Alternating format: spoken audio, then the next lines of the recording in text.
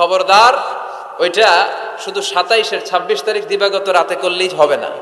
বিষ্ণু বলেছেন ফালতামিসু ফিল আশরিল আওয়াখির মিনাল ভিতর, রমজানের শেষ দশকের বেজোর রাতে, অড নাইটে, অড বেজোর রাতে তোমরা তালাশ করো। তার মানে 21, 23, 25, 27, 29 এই 5 রাতেই আপনাকে ইবাদত করতে হবে বুদ্ধিমানের মতো। বুদ্ধিমান ঝোপ বেজে কূপ মারে, ঠিক কি না? আর যারা বুদ্ধিমান নয় এরা খালি কলুর বলদের মতো খাটে। A practicing believer, they don't work hard, they work smart. বিশ্বাসীরা, আল্লাহর প্রিয় বান্দারা, তারা স্মার্টলি কাজ করে, তারা ঘাম ঝরায় না। তারা এমন সময় কাজ করে বসে একদিনের কাজে 1000 মাসের সওয়াব হয়ে যায়। এজন্য কদরের রাতে ইবাদতের দরকার আছে না নাই? বিশ্বনবী কদর যখন আসতো, এই কদরের রাতে রাতে ঘুমাতেন না। ইদা জাআল আশরাল আখার আহিয়াল লাইলা আইকাযা আহলা ওয়া জাদ্দা ওয়া শাদ্দাল মিজহার। বিশ্বনবী কদরের রাতগুলোতে রাতে বেশি ঘুমাতেন না, জেগে থাকতেন, ইবাদত করতেন। ফাতেমা রাদিয়াল্লাহু তাআলা আনহাকে জাগিয়ে দিতেন, স্ত্রীদেরকে জাগাতেন, সন্তানদেরকে জাগাতেন, আর বলতেন দাঁড়িয়ে যাও, আল্লাহর সামনে দাঁড়িয়ে দাঁড়িয়ে সিজদায় পড়ে থাকো। জাদ্দা ওয়া শাদ্দাল মিজহার মানে কোমরে গামছা বেঁধে নামতেন। মেটাফরিক, রূপক অর্থ। এখন রূপক বোঝে না মানুষ, মেটাফরিক বোঝে না, আক্ষরিক অর্থে ব্যাখ্যা করতে চায়, এগুলো কপাল পড়া, ঠিক কি না? বিশ্বনবী অনেক মেটাফোর ইউজ করেছেন, অনেক রূপক ব্যবহার ইউজ করেছেন।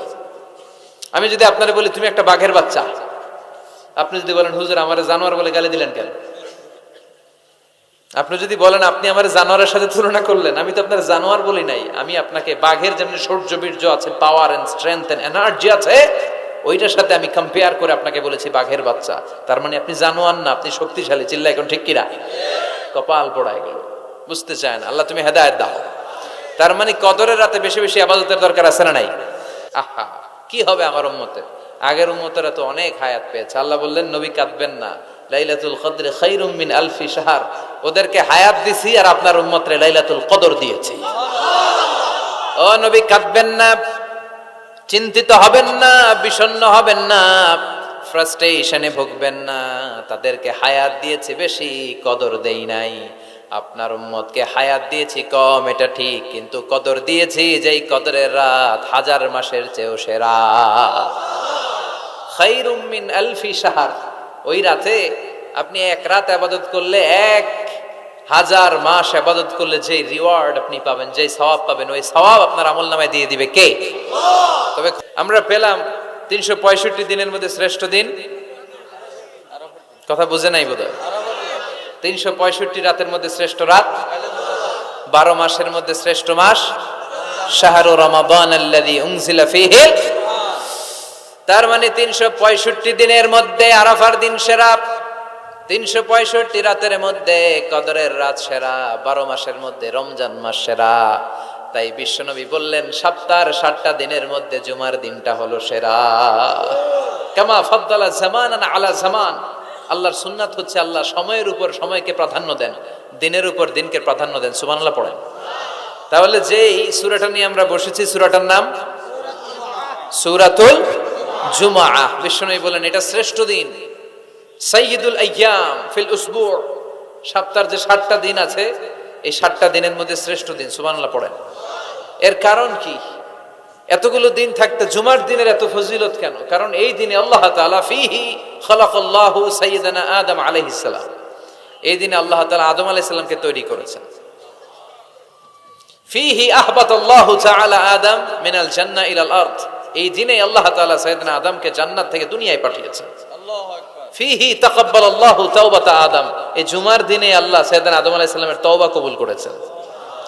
ফীহি কুবিদা রূহু আদম। এই জুমার দিনে আল্লাহ তাআলা সাইয়্যিদানা আদম আলাইহিস সালামের রূহ কবজ করবেন। ওয়ালা তাকুমু সাআতু ইল্লা ফি ইয়াউমিল জুমআ। আর জুমার দিন ছাড়া কিয়ামত অনুষ্ঠিত হবে। তাহলে জুমার দিনের আলাদা স্পেশালিটি আছে না নাই? আবার বিশ্বনবী জুমার দিনকে লক্ষ্য করে বললেন আল জুমআতু ইলাল জুমআ কাফফারাতুন লিমা বাইনাহুমা। এক জুমা থেকে আরেক জুমার মাঝখানে যে 7টা দিন আছে, জুমার কারণে 7 দিনে যে গুনাহগুলো হয়, গুনাহগুলো জড়িয়ে দেয় কে? রজব শাবানে বরকতে দাও, রমজান মাসে গুনাহ ঝড়াও। সপ্তাহ জুড়ে তুমি বরকতে দাও, জুমার দিনেতে গুনাহ ঝরাও, রজব শাবানে বরকতে দাও, রমজান মাসে গুনাহ ঝরাও। পড়েন আমিন। এই জুমার মাধ্যমে বিগত সপ্তাহের গুনাহগুলোকে ঝরিয়ে আপনারা নিষ্পাপ করে দেয় কে? আর রমজানের মাধ্যমে বিগত এক বছরের গুনাহ মাফ করে দেয় কে? এই জন্য বিশ্বনবী রমাদান আল মুবারাক আসার 2 মাস আগ থেকেই নিজেকে প্রিপেয়ার করতেন, প্রস্তুত করতেন। রজব থেকেই তিনি দোয়া করতেন, আল্লাহুম্মা বারিক লানা ফি রজব ওয়া শাবান ওয়া বাল্লিগনা রমাদান।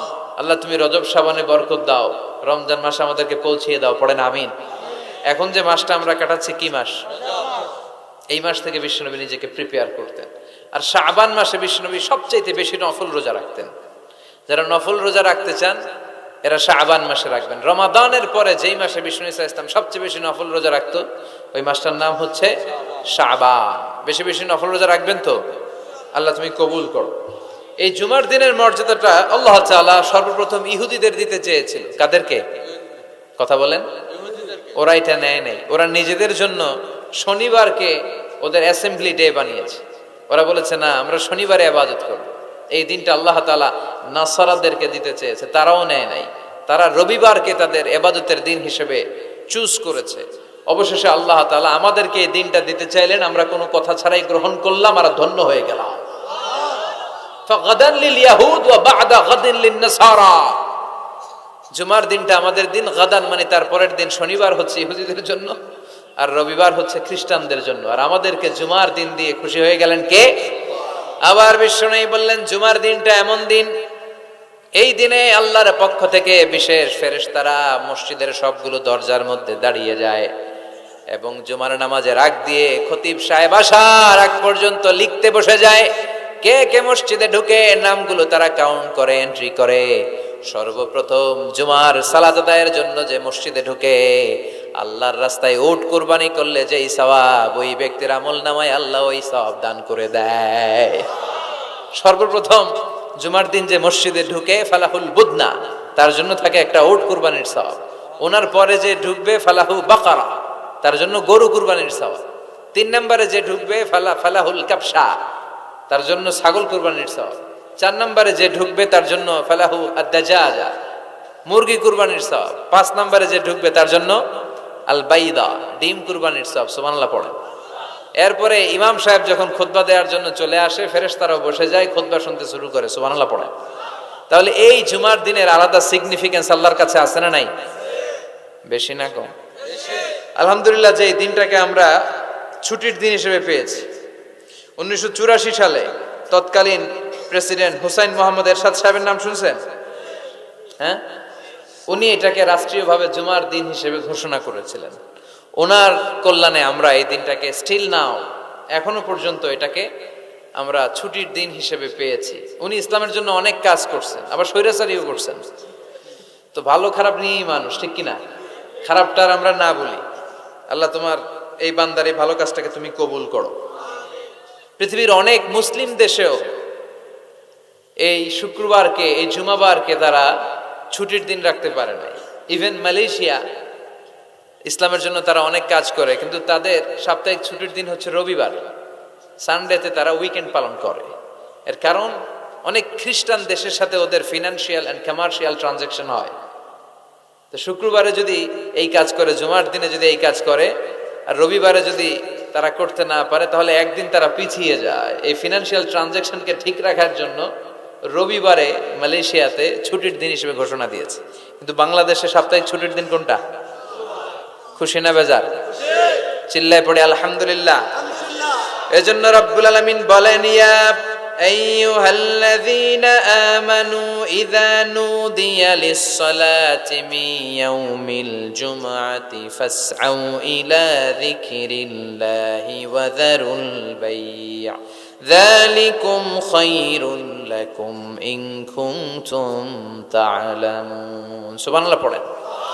আল্লাহ ডেকে বলে, গোলাম ও আমার ইমানদার বান্দারা, আমার বিশ্বাসী বান্দারা, জুমার সালাতের জন্য যখন আজান দিয়ে দেয়া হয়, ফাসআউ ইলা যিকরিল্লাহ, আল্লাহর স্মরণের দিকে তোমরা ধাবিত হও। ওয়াজারুল বাই', কেনা বেচা বন্ধ করে দাও। যালিকুম খায়রুল লাকুম ইন কুনতুম তা'লামুন, এটাই তোমাদের জন্য কল্যাণকর যদি তোমরা জানতে। সুবহানাল্লাহ পড়ে। ও বিশ্বাসীরা, কারা? মানে আমরা, আমাদেরকে অ্যাড্রেস করে কথা বলছেন, ভাল লাগে না? আল্লাহ যখন আমাদেরকে ডাক দেয় ভাল লাগে আপনাদের? আল্লাহ আমাদেরকে ডেকে বললেন, গোলাম, জুমার সালাতের যখন আজান হয় তখন তোমরা আল্লাহর জিকিরের দিকে ধাবিত হও। এই আজান দ্বারা উদ্দেশ্য হচ্ছে খুতবা দেওয়ার আগে যে আজানটা দেয়া হয়, বুঝতে পেরেছেন? খুতবা দেওয়ার আগে একটা আজান দেয়া হয় না?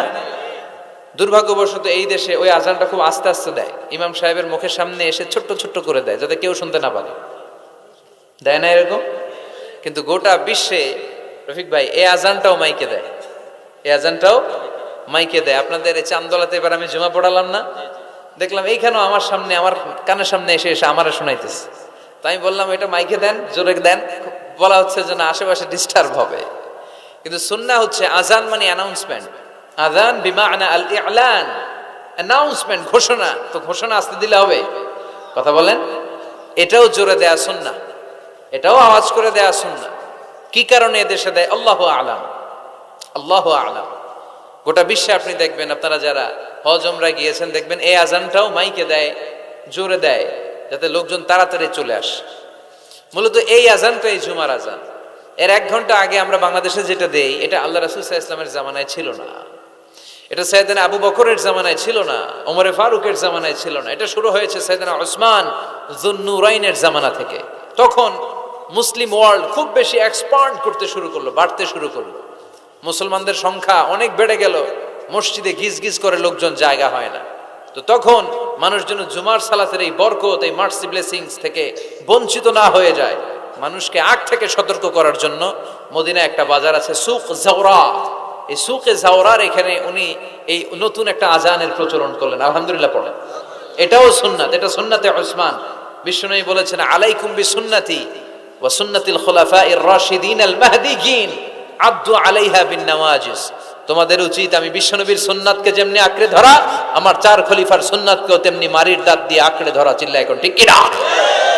এজন্য বিশ্বনবীর সুন্নাহ মানা যেমনি আবশ্যক, 4 খলিফা যে সুন্নাহ দিয়েছেন ওইটাও মানার দরকার আছে রাডাই। এই জন্য আমরা এই আজানটাকে দেই। কিন্তু এখানে নুদি আলি সালাতি মি ইয়াউমিল জুমা দ্বারা যে আজানের কথা বলা হয়েছে, এটা প্রথম আজান নয়, এটা হচ্ছে খুতবা দেওয়ার আগে যে আজান, ওই আজান। আল্লাহ বললেন ওই আজান যখন দেয়া হয় আর থাকতে পারবা না। প্রথম আজান দেয়া হয়েছে, দেরি হয়েছে, গোসলের পানি নাই, ব্যস্ততা, দেরি হয়েছে, সমস্যা নাই। কিন্তু দ্বিতীয় আজান যখন দেয়া হয় তখন আর ঘরে বসে থাকা যাবে। এজন্য আল্লাহ বললেন ফাসআউ ইলা যিকরিল্লাহ, আল্লাহর জিকিরের দিকে ধাবিত হও। ফাসআউ এর শাব্দিক অর্থ হচ্ছে দৌড়াও। ফাসআউ এর শাব্দিক অর্থ কি? আসলে এখানে দৌড়াও উদ্দেশ্য নয়, এখানে উদ্দেশ্য হচ্ছে আল ইহতিমাম, ইম্পর্টেন্স, গুরুত্ব দেয়া। কারণ বিশ্বনবী দৌড়ে দৌড়ে নামাজে যেতে নিষেধ করেছেন। ইযা উকিমাতিস সালাতু ফালা তাতুহা তাসআউন ওয়া আতুহা তামশুন আলাইকুম বিসসাকিনা ফামা আদরাকতুম ফাসাল্লু ওয়া মা ফাতাকুম ফাতিমু। বিষ্ণু বলেছেন নামাজের জামাতের ইকামত যখন হয়ে যায়, খবরদার দৌড়ে দৌড়ে নামাজে যাওয়া যাবে, আস্তে আস্তে যাও, হেঁটে হেঁটে যাও। ফামা আদরাকতুম ফাসাল্লু, যতটুকু যে পাবে আদায় করবে, যেটা ছুটে যাবে দাঁড়িয়ে নিজে নিজে পড়বে। কবুল করে নেয়ার মালিক কে? আল্লাহ। নামাজের জামাত দেখে দৌড় দিবেন, কিভাবে যাবেন? আস্তে আস্তে। আপনি দৌড়ে দৌড়ে গেলে আপনার ব্রেথ ইন ব্রেথ আউট, হাঁপানির ব্যারাম হবে। নামাজে যদি আপনি হাঁপাতে থাকেন, এটা সুন্দর লাগবে? আপনি কার সামনে দাঁড়াচ্ছেন? সব রাজার বড় রাজা, মহারাজা, চিল্লা এখন ঠিক কিনা? তার সামনে দাঁড়িয়ে হাঁপানির ব্যারাম দেখানোর কোনো সুযোগ? ধীরস্থির ভাবে যাবেন। অনেকে এই কাজটা করে। মাগরিবের নামাজ, ইমাম সাহেব কেরাত ধরেছে ওয়াদ্দুহা ওয়াল্লাইলি ইযা সাজা। যারা ওযু করতেছে, আমার নিজের দেখা, যারা ওযু করতেছে এদের মুখস্থ এই সূরা, তো এরা টের পাচ্ছে যে এখনই রুকুতে যাবে, আর দৌড় না মারলে রুকু ধরা যাবে। এখন কোন রকম ওযু করে দিছে দৌড়। মসজিদে ছিল টাইলসের মসজিদ, উল্টায় পড়ছে, মুসল্লি একদিকে, লুঙ্গি আরেকদিকে। আছে না নাই? আমি নিজে দেখছি, আমাদের এলাকার এক খাদেম দৌড় মাইরা উল্টায় পড়া 3 মাস ওর পা ভাঙা অবস্থায় মসজিদে পড়েছিল। অধিকাংশ মসজিদ এখন টাইলসের। এজন্য বিশ্বনবীর দেয়া নিয়ম ভাঙলে বিপদ আছে না নাই? বিশ্বনবীর সুন্নাহ আছে যেখানে বারাকা আছে। এজন্য জামাত যদি শুরু হয়ে যায়, দৌড় দিবেন কারা কারা? হাত তোলেন। তুলবেন? তুলবেন? কেউ তুলবেন না? আচ্ছা, তার মানে জামাত শুরু হয়ে গেলে দৌড়ে দৌড়ে জামাতে যে শরীক হওয়া যাবে আস্তে আস্তে যাবে, যা পাবেন পড়বেন, বাকিটা আদায় করে নেবেন। কবুল করে নেবে কে? এজন্য আল্লাহ বললেন ফাসআউ ইলা যিকরিল্লাহ, যখন জুমার সালাতের আজান হয় আল্লাহর স্মরণের দিকে ধাবিত হও। যিকরিল্লাহ, এখানে যিকরুল্লাহ দ্বারা উদ্দেশ্য হচ্ছে খুতবাতাইন, জুমার 2 খুতবা। ফাসআউ ইলাল খুতবাতাইন, খুতবা শোনার জন্য তাড়াতাড়ি মসজিদে তোমরা ধাবিত হও। জুমার এই খুতবা শোনা কিন্তু ওয়াজিব, জানেন আপনারা? জানেন না? এই খুতবা শোনা ওয়াজিব, জুমার খুতবা আপনাকে শুনতেই হবে। যিকরুল্লাহর অনেক অর্থ। জিকির মানে শুধু লা ইলাহা ইল্লাল্লাহ নয়, জিকির মানে সালাত। জিকির মানে কি? মেটনগরের ভাইয়েরা বুঝতেছেন? মনোযোগ আছে না গেছে? কষ্ট হচ্ছে আপনাদের? তাকবীর দেয়া যাবে? জোরে না আস্তে? দেখি কত জোর। লিল্লাহি তাকবীর। এই আপনাদের জোর? হ্যাঁ, এর চেয়ে বাড়বে না? ভলিউম বাড়ানো যাবে? লিল্লাহি তাকবীর, লিল্লাহি তাকবীর, লিল্লাহি তাকবীর। এই যিকরুল্লাহর অনেক অর্থ। জিকির মানে সালাত। প্রতিদিন যে 5 ওয়াক্ত সালাত আপনি আদায় করছেন, এটার অপর নাম কি? এজন্য রব্বুল আলামিন বলেন ইন্নানি আনাল্লাহু লা ইলাহা ইল্লা আনা ফা'বুদনি ওয়া আকিমিস